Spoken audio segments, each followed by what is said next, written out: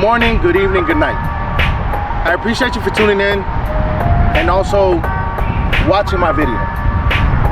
So with this account, I want to make it clear that this is for creation. So whatever I do, if it's comedy or any other event I do, I'm gonna post the results here with my client's permission. And like I said, I just really want to thank everybody that's helped me along this journey. This video is about a graduation class of comedy students. Great show, great host, and great group of people. The first show was amazing. The second show got better, like 10 times better. And I kid you not, it's cool to be around creativity like that, because I get to meet different people. I get to meet different creative backgrounds. People that I didn't even know that can do creations, but they're doing it. You see what I'm saying? Like, this is for that. And without further ado, this is the graduation class. Are you guys ready? Of Helium. For the graduates of the Helium Comedy ATL.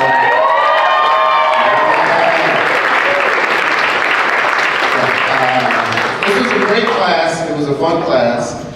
And actually, we're going to dedicate this show to one of our students who could not make it. If you guys came to the last show, one of our students actually has cancer, and he is back in the hospital. So this show is dedicated to our friend John, who's back in the hospital.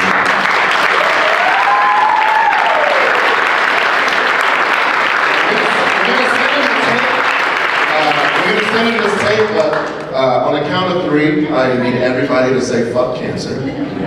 All right? 1, 2, 3. Fuck cancer! Let's go. You guys ready for your first comedian? Coming to the stage all the way from the mean streets of Alpharetta. Ladies and gentlemen, give it up for the hilarious Mr. David Tobin.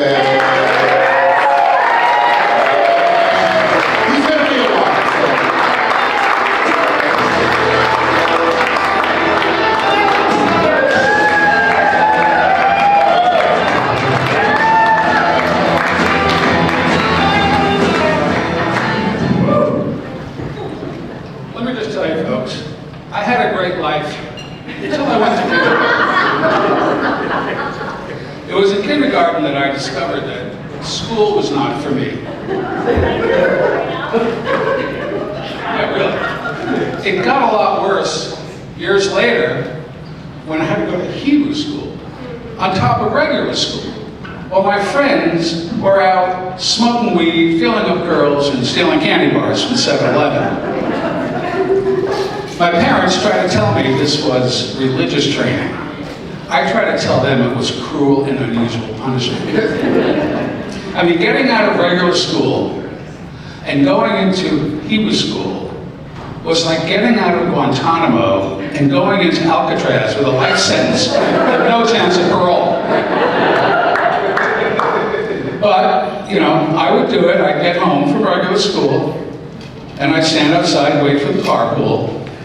And like a good Jew, I would pray with all my might, please God, let that car break down.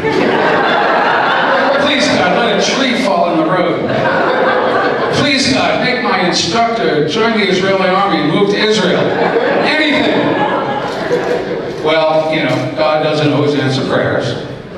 So off to the synagogue I would go, and I would sit there and ponder the great questions that every religion has asked for thousands of years. What the fuck am I doing here? My teacher had the same question. She said, what the fuck are you doing here? You know, they say the Jews don't believe in eternity. Really? Try sitting through a whole Hebrew school class. But all of this was in preparation for my bar mitzvah, which, as you know, is when a boy becomes a man, or when a boy becomes a man and a woman, which is a bar mitzvah. Or if the boy becomes a man and a woman, which is a trans mitzvah. But my bar mitzvah went off without a hitch. I pocketed $1,500 in cash, stocks, and bonds, plus a year-long subscription to Penthouse, Playboy, and Beaver Hunt magazine. I was a boy becoming a man. So, you know, regular school really wasn't any better. I was never the teacher's pet. I was more like the teacher's pet peeve. They had a chair in the principal's room reserved just for me. I spent a lot of time there.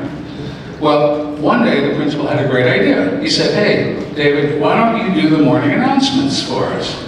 I said, "Oh, that's a great idea, I'll do that." So I gave the morning announcements, along with the weather and traffic report to the beach and a recommendation for buying underage beer. Half the school was cleared out by lunchtime, and that was the end of my broadcast career. But, you know, my parents would get letters telling them that the school was watching me closely because they thought I might be high. So I went into the system and I added the word performing. So for years, my parents thought I was a high-performing student. Unfortunately, the school put me on the accelerated track just to get me out of there faster. And so I recently actually began to feel bad that I had caused my teachers so much trouble, so much angst for so many years. I decided to look them up and apologize. Unfortunately, I found them. 2 had taken their lives and 3 had been institutionalized a year after I was in their class. Sorry. Well, you know, it was never a question as to whether I was college material. It was definitely a question for the college as to whether I was college material. But I decided to become a finance major when I saw how much my dad had to pay off the admissions director to let me in. And that's before I was popular.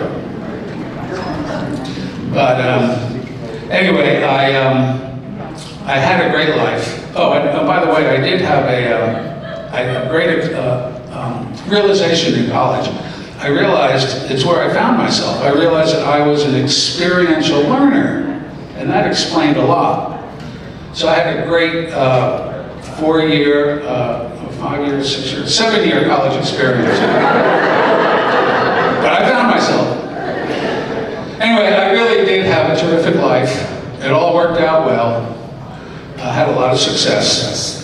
And recently, when I ran into my original rabbi, and I told him about what a successful life I had, he said, "Who knew?" Anyway, thanks for listening.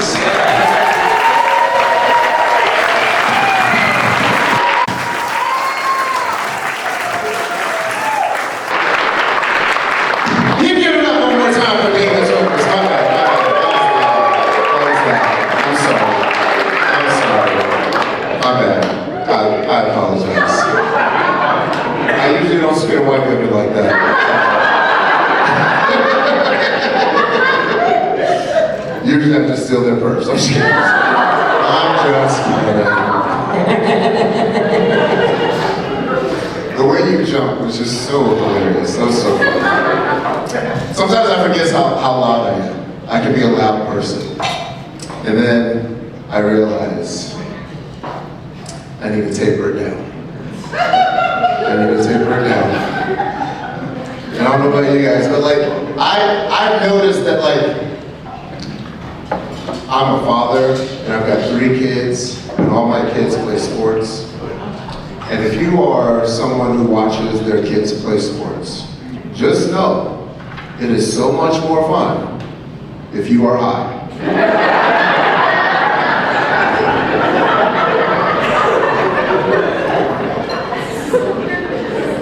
I mean, just watching these balls go from one side to the other. It's so much more fun when you're on mushrooms. You know what I'm saying? You gotta combine it. I am such a better father when I am on drugs. You know what I'm saying? I can pay attention more. I'm like, yes, Dad. My kids literally the other day while I was out, they were like, hey, Dad, can we go to the Chuck E. Cheese? It was like midnight. Fuck yeah, let's go to the Chuck E. Cheese. So we went to Chuck E. Cheese at midnight. It wasn't open, but we still played. It was a great time. It was awesome. You guys ready for your next comedian?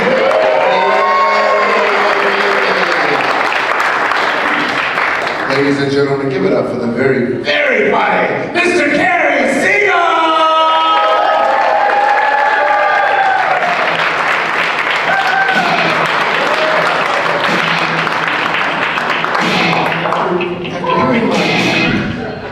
Used to be respected instructor talk about his masturbation experiences.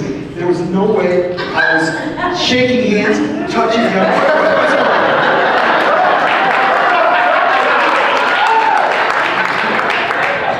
I'm Carrie.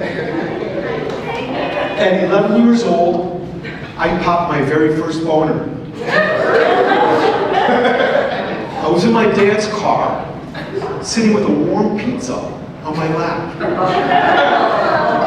Next to, very close to, my sister's very, very cute friend. Oh, it felt so good. But I was also very confused. Was it the warmth and smell of the pizza? Was it the cuteness and the closeness of the girl? Or was it something else?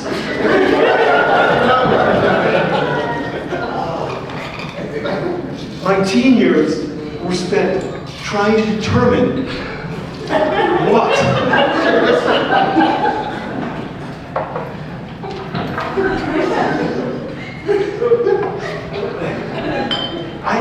I didn't know. I couldn't determine whether it was from the pizza or the girl. I knew it wasn't something else. So I started trying all different types of pizza. With all different women, girls, MILFs, in all different places. It didn't matter where, who, what, when. I always got aroused. God darn it, even the toothless, smiling lunch lady who served the pizza at my high school gave me a chubby.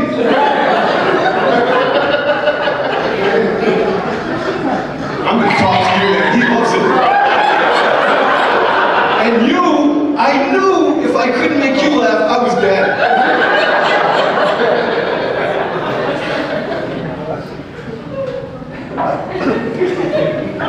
In college,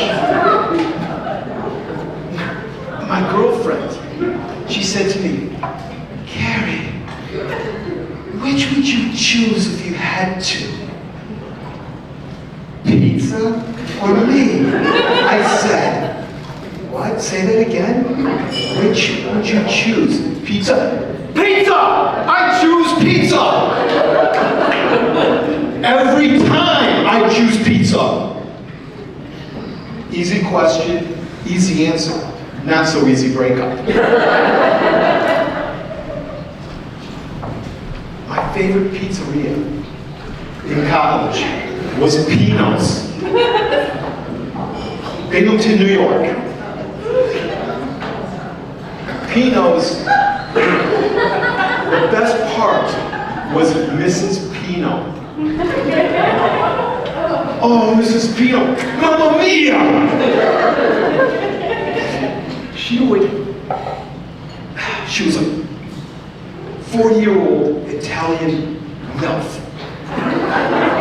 who greeted me every time I came to the restaurant with a nice hug. And yes, I got away from what I thought was a combination of the pizza smell and her hug. Then, one day I walked in, and Pino's 80-year-old mother gave me a nice hug. Popped a boner. Then I knew it was the pizza. There's no way an 80-year-old gilf was going to give me another boner. In my 20s, I dated a few women. Unfortunately, they were all embarrassingly unable to eat pizza properly. There was no salad Stacy. There was one slice Sally. Fork and knife Felicia. Bye, Felicia. Some people got that one.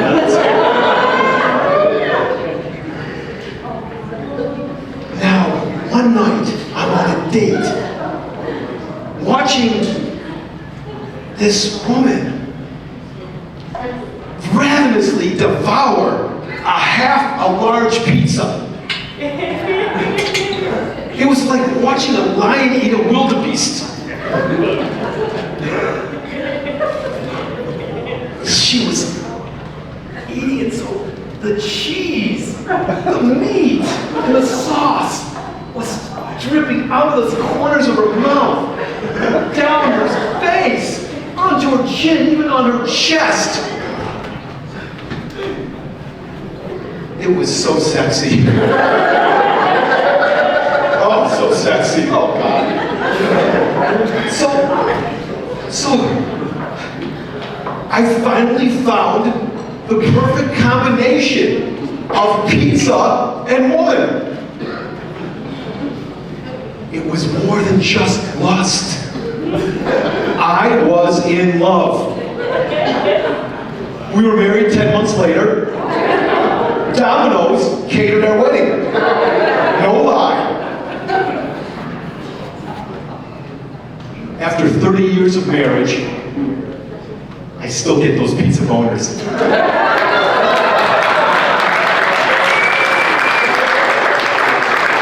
Hold your applause, I'm almost done. No Viagra is needed. We just order a cheese pizza, and I deliver the meat.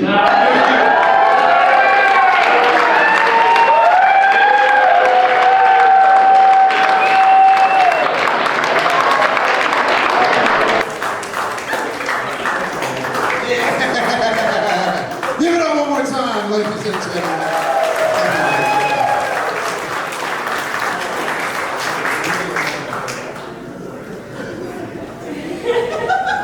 When a black man is laughing that hard, that's how you know it's good, guys. He was like, yo, I connect with that. I connect with that. He just had some Papa John's earlier. That's right.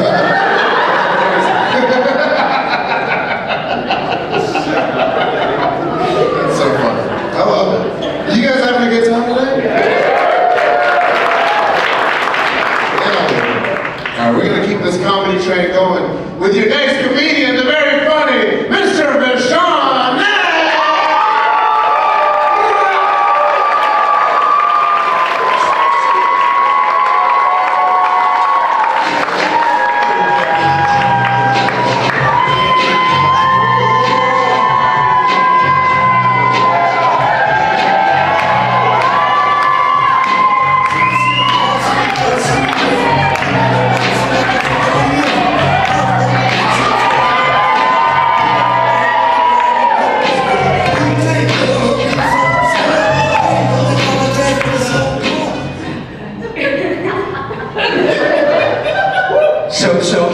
Those dance moves were to represent the world.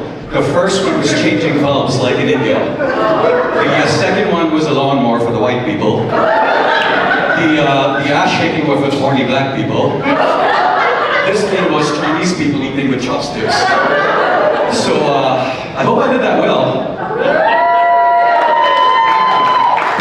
It's really nice to see a beautiful crowd of white people as always.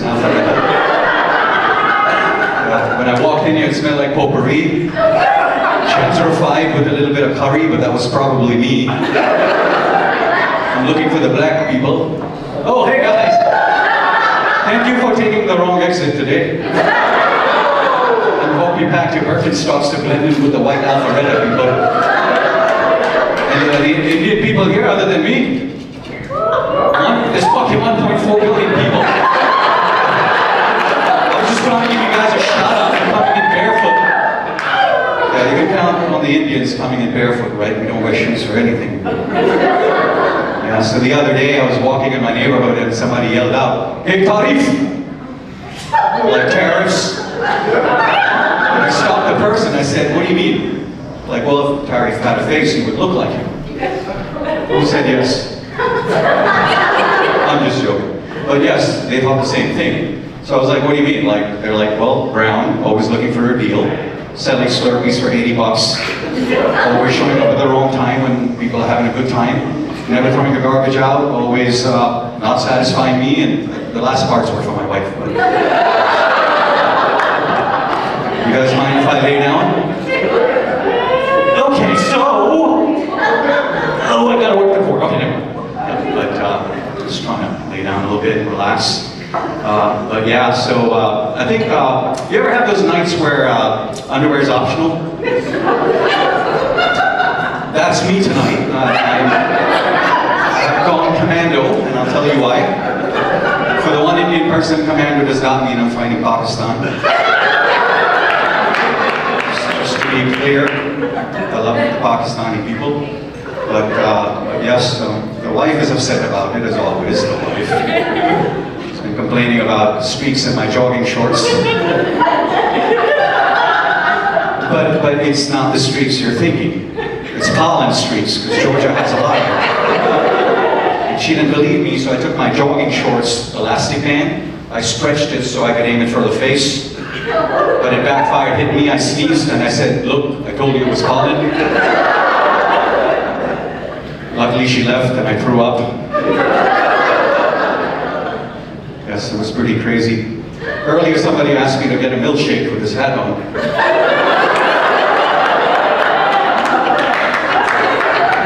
And I said I only serve milkshakes on it.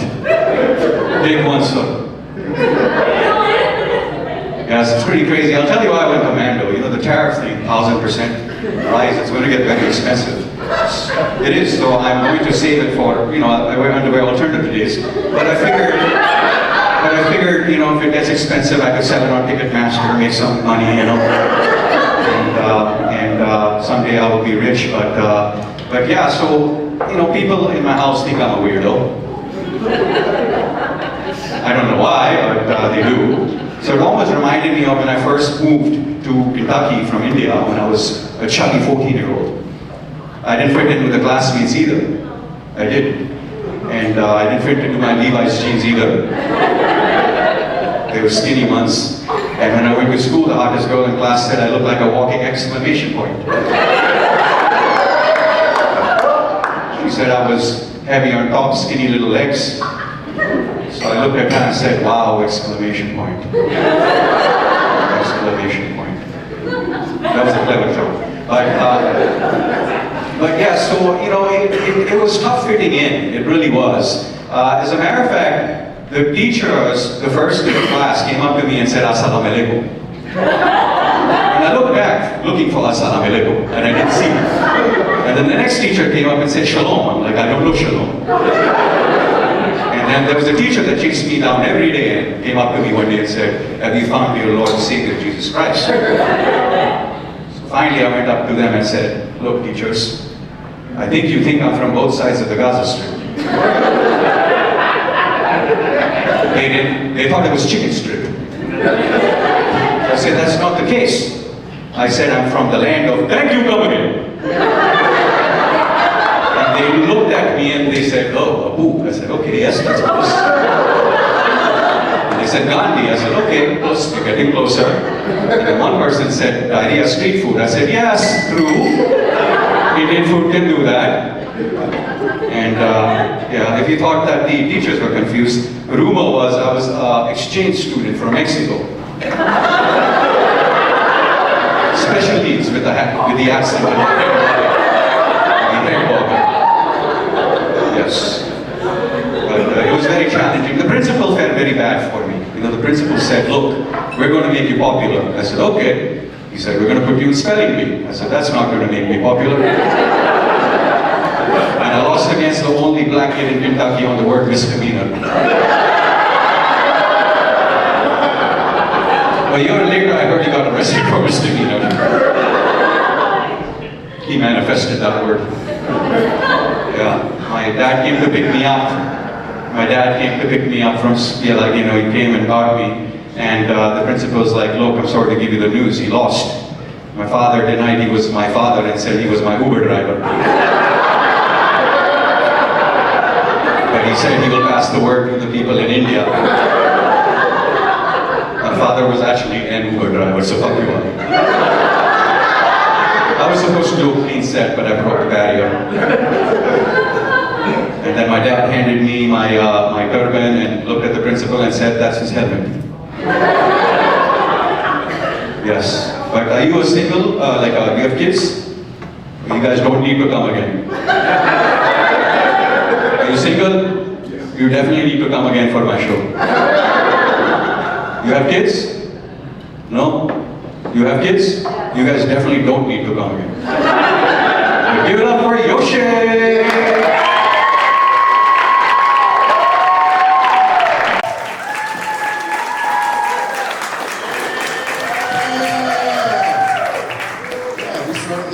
Portion of the show, so give it up for him.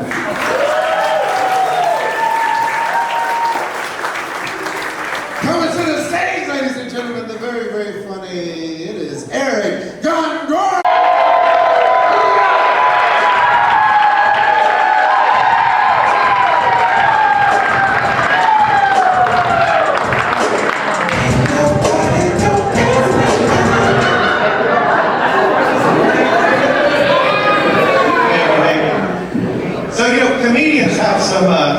Crazy ways of getting famous these days. There's a Norwegian guy on Instagram that glues potatoes to his face. He has 1 million followers, and his potato head spins. Now he's got 3 shows here next week, and Carrot Top is opening, so get your tickets for that. It's gonna be a good show. Now my comedy credits are about as long as a TikTok video. But I was once accidentally on The Tonight Show. Yeah. And I didn't have to put any root vegetables on my forehead, so that was good. All right. So I was going to move to Los Angeles, and I had gotten some tickets to The Tonight Show with Jay Leno. It was one of those situations where I wanted to really see the show and understand that he wasn't getting the A-list that maybe Letterman was getting. So the lineup that evening was kind of maybe the B-list, and included 90s dad from Growing Pains, Alan Thicke. 70-year-old Italian actress, Gina Lollobrigida, in a dress designed by NASA that was keeping everything up, out, and beyond. And then finally, the Canadian-French circus folk of the Cirque du Soleil. Now, those guys are even freakier in person. You can see their triple-jointed spine through a thin membrane of spandex. Not good, not good. So during the monologue, Jay asked a rhetorical question about the amount of trash in space. Apparently I didn't know what rhetorical meant, because I decided to scream out, 17 trillion. As soon as I did that, the camera focused on my big, dumb, melon head. And I just sat there like this for a moment.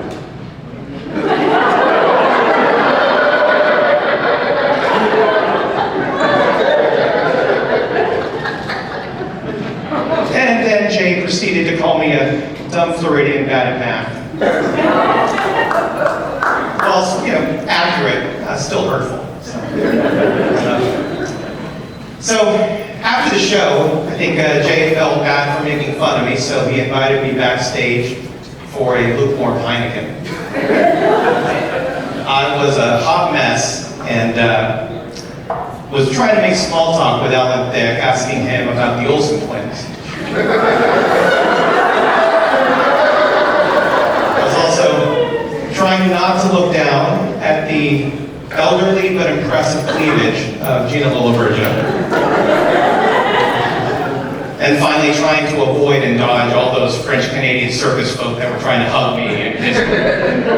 Man, those guys were, I think, going for my wallet. Yeah, it wasn't good. So, after the show, I think maybe about 10 minutes later, I was asked to leave. You know, my poor social skills really weren't impressing Alan Thicke. And I immediately needed to go to the hotel and call everybody I knew to let them know that I had embarrassed myself on national TV and to record it for my future therapy sessions. So the hotel I was staying at was in a bad part of Hollywood called Hollywood. When you check in, they would give you a street taco, a map to the stars' homes, and a bootleg Wu-Tang CD. Nice. They also had a nice service where they would put an 8-ball of cocaine on your pillow if you needed it. Yeah. Now these folks were so shady, they didn't use regular room keys. They instead used plastic cards with holes punched in them. Looking back, they were probably bullet holes. That night, as you would expect, a guy broke into the room. And, oh yeah, that's right. I did not order the in-room mugger, and so I was confused. So I jumped up, and I punched him as hard as I could. Kind of like Chuck Norris, Fat Ninja. It was good. It was very, very exciting. So the police came, and they asked me if I could identify the gentleman who broke in, and fortunately I did not have my Unicorn Dream Journal and colored pencils, so I wasn't of much help. Now I'm thinking it was likely the front desk clerk in the Potley Flitty, but it would have been epic if it was one of the Cirque du Soleil guys. I would have told a very dramatic story. Would have gone like this. Jean-Pierre violently sashayed into the room. The glimmer of moonlight sparkled against his sequin jumpsuit. We had met at the Tonight Show, and he was angry that I had ignored his maple syrup gathering stories from his childhood. I had jumped up and punched him so hard that the baguette he was using as a weapon fell. He ran away, leaving a trail of glitter, and was found down the street, hurled over in pain, screaming, "Pepper Le Pew! Pepper Le Pew!" We go to trial, and the judge asked, "How do we have the right man? How did you know this?" So I say, "Jean-Pierre groped me at the Tonight Show, and he grabbed my room key, and when I hit him, this fell out of his beret." That's all I got.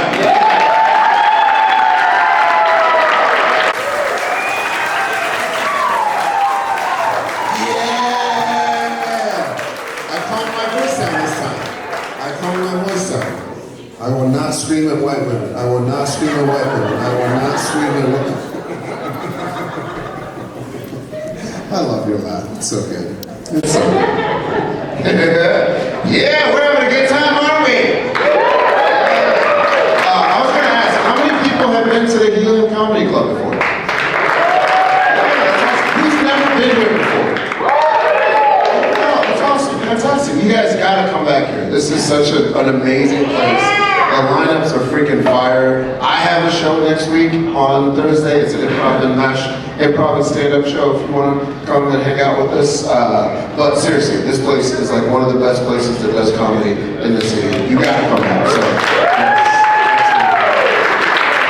absolutely. All right, you guys ready for your next comedian? Ladies and gentlemen, give it up for the very, very funny Mr. Goolsby!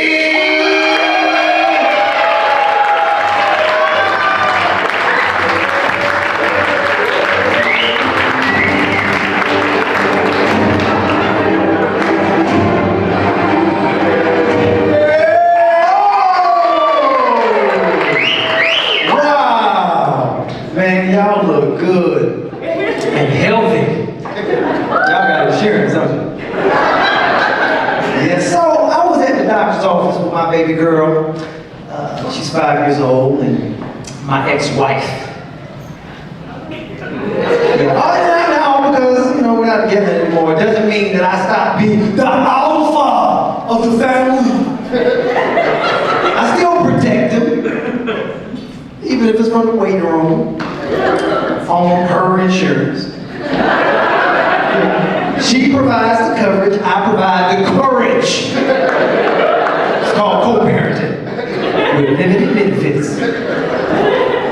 Which means no benefits.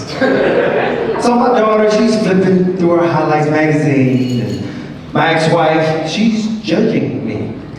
Lovingly, you know, kind of like a teacher who cares about her student, but she already knows he's not turning that homework in.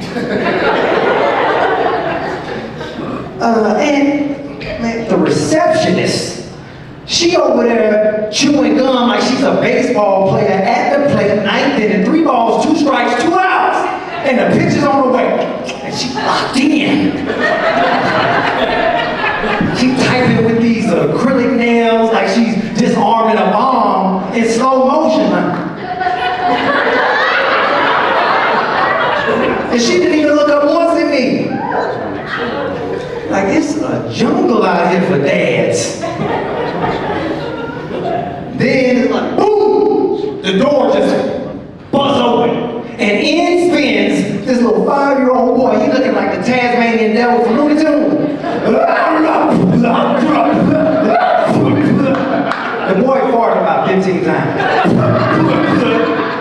He coming in, kicking chairs, falling on the floor, beating up the carpet like it took his juice box.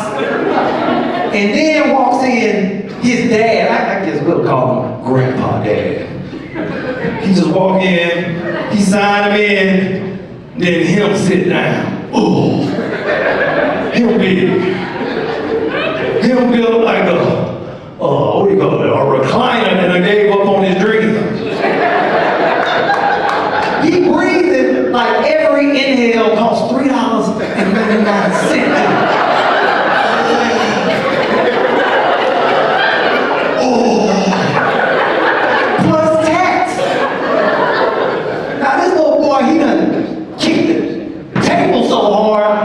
It developed trauma. It's gonna probably need therapy now.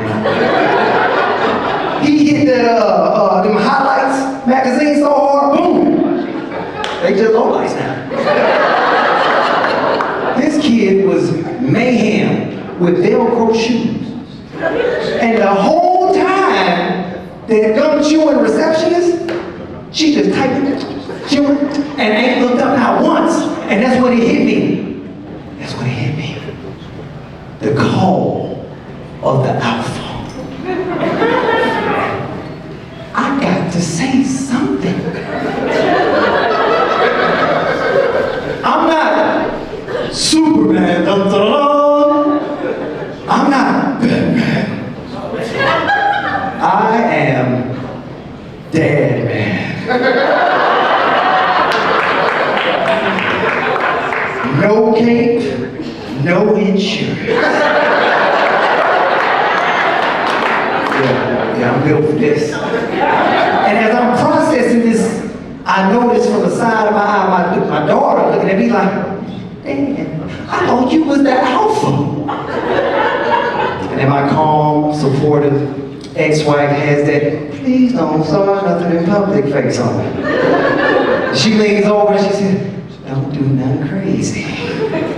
Please don't get us banned from another office.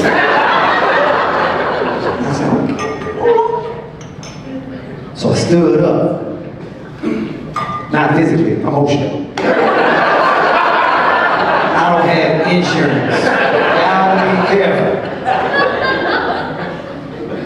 So I look at that boy, his Kool-Aid infused face, and I use my courage voice. Hey! Don't do that! You might hit somebody by mistake. And that boy, no lie, he stops mid-air, mid-kick. It's like I activated some kind of secret frequency that only children can understand from a dad. I spoke ancient dad code. And so he looks at me. He looked at Grandpa Dad. And guess what he did? He sat down. Woo!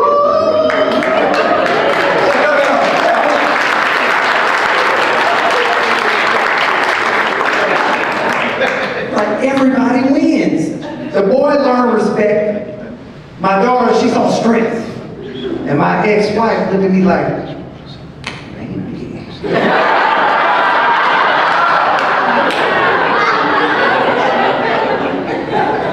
But then she remembered I didn't have my own insurance.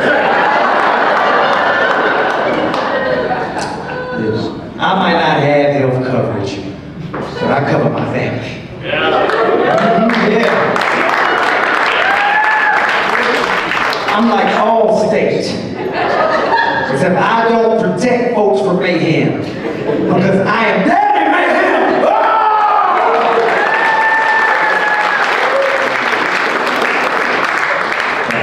Alfred dad with no insurance. That's been my time though.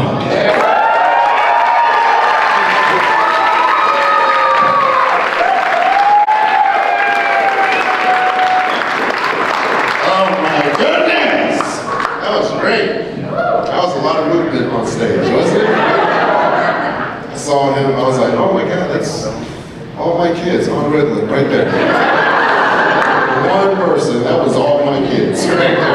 That's why I gotta get high. So much activity, I love that. All right, you guys ready for your last comedian of the evening? He took the last class, he was a closer on the last class. Ladies and gentlemen, give it up for the very funny Mr. Tom Pattillo!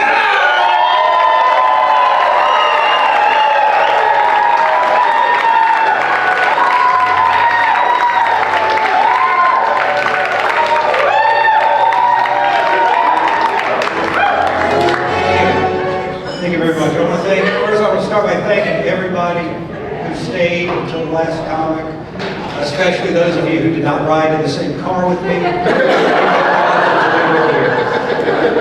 So I'm in a very good mood today because I'm an empty nester. And I'm just going to say it, I'm in a very good mood most days because I'm an empty nester. I've got 3 kids and I love them, but it is just a fact that life gets better when your kids move out of the house. You have more room, you have fewer expenses. Whenever you want, you can walk around the house naked. And at last, that third one can actually cause you some problems if you forget to put your clothes on before you go out to the mailbox. And yeah, I've gotten several letters from my HOA about that. And the strange thing is these are not personalized letters. These are actually form letters. And they've got like a list of common infractions. Your grass is too long, you left your trash cans out overnight, and then right there in the middle of the box check was being outside naked. I honestly had no idea there were so many empty nesters in my neighborhood.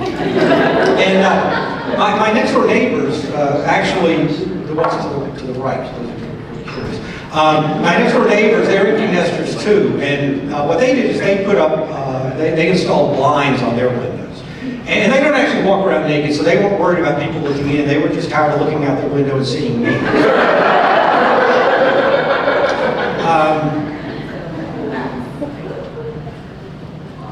My brain is telling me if I stand here and don't move, no one's going to notice that I forgot what the next line is.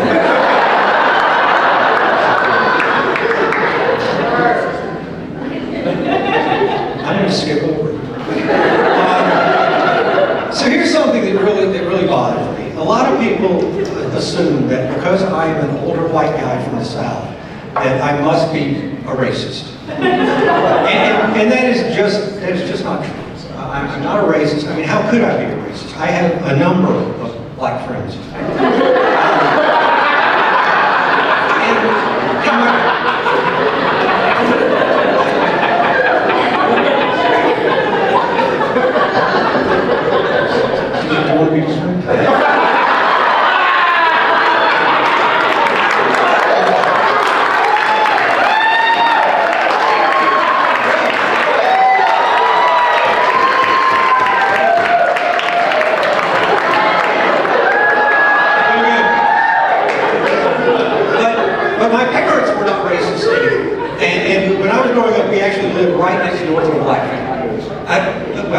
We didn't actually live next door to them for very long. Shortly after they moved in, we moved to a different neighborhood. I never did figure out the reason for that. So this may come as a surprise to you, but despite the fact that I have fathered 3 children, and I have slept with a lot of women, I may not be the world's greatest lover. And to me, the clitoris is a lot like my car keys. I have a really hard time finding both.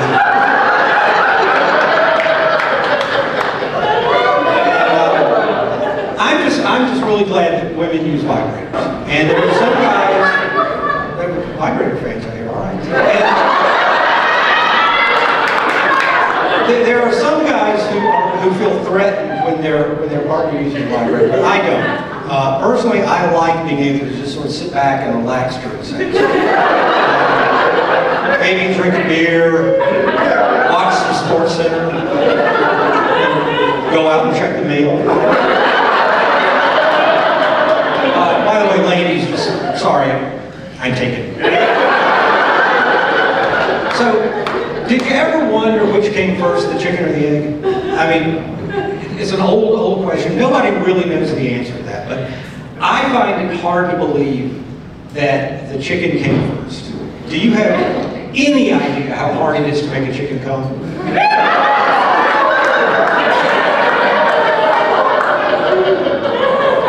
Because oddly, I do. Now, I don't want to make it out like I'm some sort of an expert on seducing chickens. I've only done it one time. But this is what worked for me. The first thing I did was I channeled perhaps the sexiest rooster ever, Foghorn Leghorn. Girl, I say, girl, you are finger-licking, good-looking. What say you and I fly this chicken trip? Well, of course she said yes to that. I took her out to a nice restaurant, and she just sort of pecked at her food. And I didn't let it bother me. I figured she might be watching her weight, probably wanted to make sure she didn't turn into a butterball. And after dinner, I took her back to my place. And this was a little risky because I have a down comforter. And I was worried that some of the feathers might be from someone she knew. I did not want things between me and the chicken to get weird. I spent the night fondling her breast, stroking her wings, caressing her thighs, drooling over her drumsticks. It was very romantic. That chicken was so beautiful.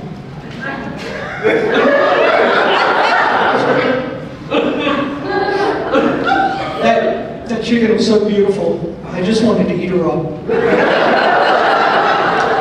We didn't actually do it until the next morning. Early. right around sunrise. I know that this is the time of day that chickens expect cock.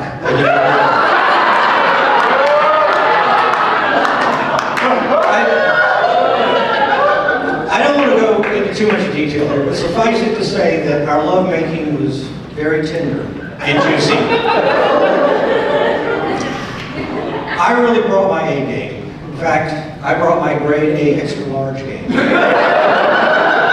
And I am proud to say, without fear of having egg on my face, the chicken came first. Thank you.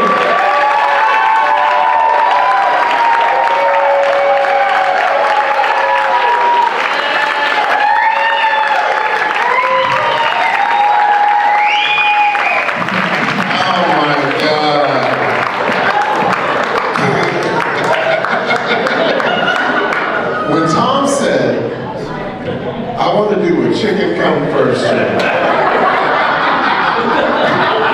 I was like, sure.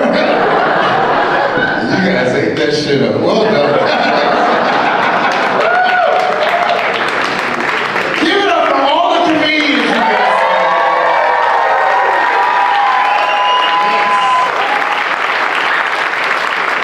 I gotta tell you guys, as a crowd, you guys are really, really good. Like, just as a collective crowd, you guys should call each other and be like, we should do this again for sure. We don't get good crowds like this all the time. We get to perform in a lot of shady places, and this is not a shady place. This is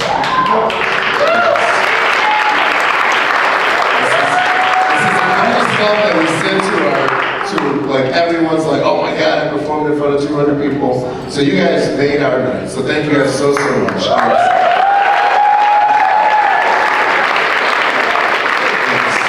If you guys ever are interested in doing comedy, please sign up for classes. I promise you, I can make anybody funny. I promise. Because if somebody can come in and be like, you know that chicken and egg? I got this. You got it, guys. So, well done. You guys have been absolutely amazing. Thank you guys so much for coming out. Check out the Helium Comedy Club. You guys have been awesome. I have been Yoshee.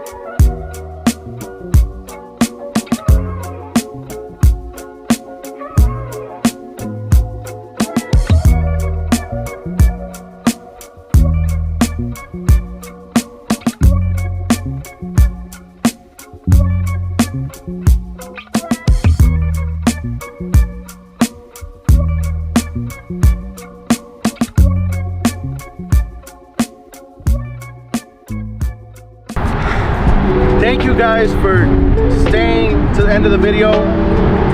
I just want to give a big thank you and a big shout out to Helium Comedy Club for allowing me to record there and to let me be creative. I hope next time I get, and to two of the guys that were in the performance, Yoshee, V, thank you guys.